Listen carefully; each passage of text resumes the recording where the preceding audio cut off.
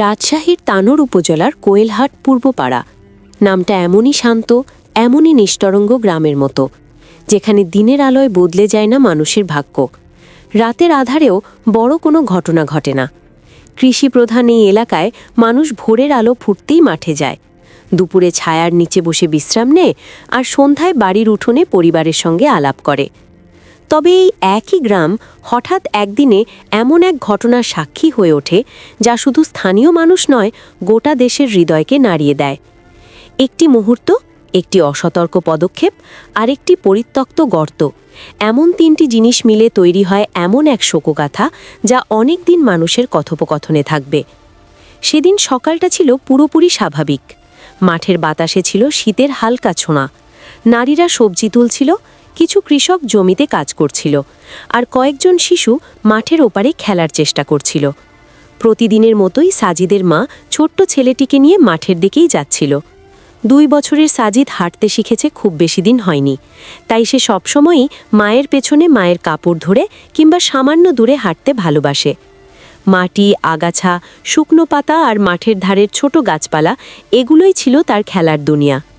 এমনই নিরীহ খেলাঘরের মধ্যে লুকলে ছিল ভয়ঙ্কর বিপদ, যা কেউই আগে খেয়াল করেনি। মাঠের মাঝামাঝি অংশে বহু বছর আগে খোঁড়া হয়েছিল একটি সরু গভীর গর্ত। সেখানে নলকূপ বসানোর উদ্যোগ নেওয়া হয়েছিল, কিন্তু কাজ অসম্পূর্ণ অবস্থায় থেমে গিয়েছিল।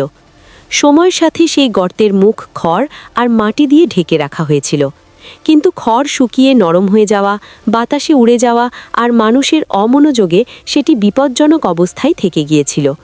কিন্তু গ্রামের মানুষ এসব বিষয় নিয়ে চিন্তা করে না।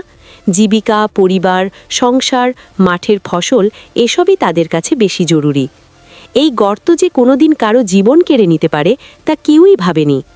সাজিদ তখন মায়ের থেকে সামান্য দূরে গিয়ে দাঁড়ায়। তার ছোট্ট হাত দোলাতে দোলাতে সে হাসছিল, আবার সামনে থাকা খড়ের স্তূপকে লাথি মারছিল। মায়ের মনোযোগ কিছুক্ষণের জন্য অন্যদিকে ছিল, আর ঠিক সেই মুহূর্তেই ঘটে যায় অপ্রত্যাশিত বিপর্যয়। খড়ের ওপর পা রাখা মাত্র সেটি ভেঙে পড়ে, আর সাজিব মুহূর্তের মধ্যে নিচের দিকে তলিয়ে যেতে থাকে। এত দ্রুত ঘটনাটি ঘটে যে মায়ের কানে কেবল হালকা একটি শব্দই আসে, কিন্তু সেটিই যথেষ্ট ছিল তার হৃৎপিণ্ড থমকে যাওয়ার জন্য। মা দৌড়ে আসে জায়গাটির কাছে। নিচে তাকিয়ে কিছুই দেখা যায় না। অন্ধকারের ভেতর থেকে শোনা যায় কেবল এক টুকরো আর্তচিৎকার, যেন দূরের কোনো প্রতিধ্বনি। মায়ের গলা কাঁপতে থাকে। তার চিৎকারে পুরো মাঠ জুড়ে ছুটে আসে মানুষ। কেউ হাঁটু গেড়ে নিচে তাকাচ্ছিল, কেউ দড়ি আনতে ছুটছিল, কেউ ফোন বের করে তাড়াহুড়ো করে ফায়ার সার্ভিসে খবর দিচ্ছিল। মুহূর্তের মধ্যে গ্রাম জুড়ে ছড়িয়ে পড়ে আতঙ্কের ঢেউ। এমন পরিস্থিতিতে সময়ের প্রতিটি সেকেন্ডই মূল্যবান। নিচের অন্ধকারে আটকানো 2 বছরের শিশুটি কোনোভাবে শ্বাস নিতে পারছে কিনা কেউ বুঝতে পারছিল না। কিন্তু একটাই জিনিস নিশ্চিত ছিল, দেরি মানেই মৃত্যু।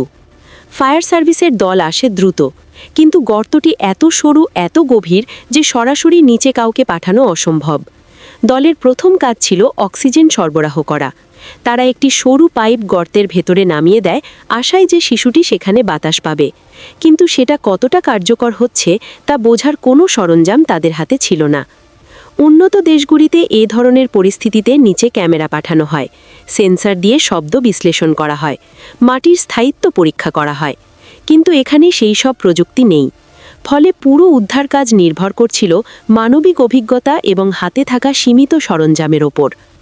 এরপর তারা সিদ্ধান্ত নেয় গর্তটির সমান্তরাল আরেকটি রেস্কিউ টানেল খননের, মানে শিশুটি যেখানে পড়েছে তার পাশ দিয়ে নতুন করে একটি বড় গর্ত খোঁড়া হবে, যাতে নিচে পৌঁছে হাত দিয়ে কেড়ে নেওয়া যায় তাকে।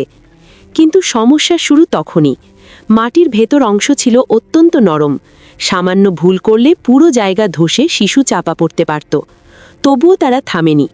গ্রামবাসীরা চারপাশে দাঁড়িয়েছিল শ্বাসরুদ্ধ করে। তারা আলো ধরছিল, কেউ কেউ লাইট সেটআপে সাহায্য করছিল।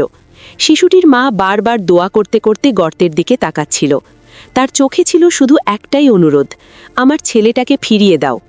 সময় এগোতে থাকে। কয়েক ঘন্টা ধরে চলে প্রাণপণ মাটি খনন। প্রত্যেকটি আঘাতের সঙ্গে যুক্ত ছিল আশা আর ভয়। শিশুটি বেঁচে আছে কিনা কেউ বলতে পারছিল না। খনন যত গভীরে যাচ্ছিল ততই বাড়ছিল ঝুঁকি। মাটি নরম হয়ে আসছিল, নিচের বাতাস কমে যাচ্ছিল, আর শিশুটির সাড়া পাওয়া যাচ্ছে কিনা এই প্রশ্নটি সবাইকে গ্রাস করছিল। সন্ধ্যের আলো মিলিয়ে গেলে আতঙ্ক আরও বাড়ে। গর্তটি অন্ধকারে প্রলাপের মতো দেখাচ্ছিল। তবুও উদ্ধারকারীরা থামেনি। বিদ্যুৎ জেনারেটর বসানো হয়, বড় বড় লাইট জ্বালানো হয়, খননের গতিও বাড়ানো হয়। পুরো গ্রাম যেন সেই রাতে এক বিশাল অপেক্ষার ঘর হয়ে ওঠে। ঘরে ঘরে মানুষ দোয়া পড়ছিল। সামাজিক যোগাযোগ মাধ্যমে ছড়িয়ে পড়েছিল খবর। মানুষ লাইভ ভিডিও দেখে চোখের পানি মুছছিল। রাত আরও ঘন হয়। শিশুটিকে শোনা যাচ্ছে কিনা এই নিয়ে আলোচনা চলছিল। কেউ বলছিল হয়তো সে অজ্ঞান, কেউ বলছিল হয়তো শ্বাস নিতে পারছে না। আর তখনই আসে হৃদয় বিদারক ঘোষণা। ফায়ার সার্ভিসের উপসহায়ক পরিচালক সামনে এসে বলেন, আমরা 40 ফিট পর্যন্ত খনন করেছি, কিন্তু কোনো জীবন চিহ্ন পাওয়া যায়নি। শিশুটিকে জীবিত পাওয়া সম্ভব নয়। কথাটি শোনার সঙ্গে সঙ্গে চারপাশের সব শব্দ থেমে যায়। মানুষের চোখ ঝাপসা হয়ে ওঠে। মা অজ্ঞান হয়ে পড়ার মতো কান্নায় ভেঙে পড়ে।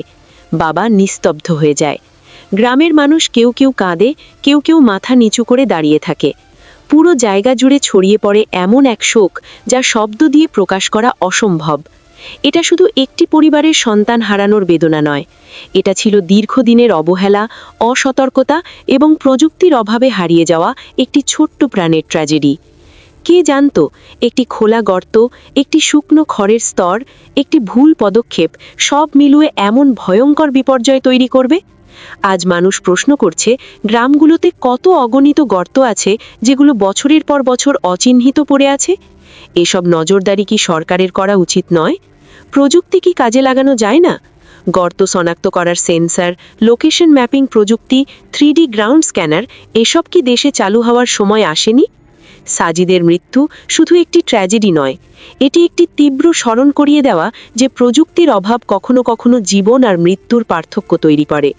একটি গ্রাম একদিনের মধ্যে শিক্ষা পেল অবহেলা কতটা ভয়ঙ্কর হতে পারে, আর দেশ পেল একটি কঠিন প্রশ্ন, আর কত সাজিদ এভাবে হারিয়ে যাবে।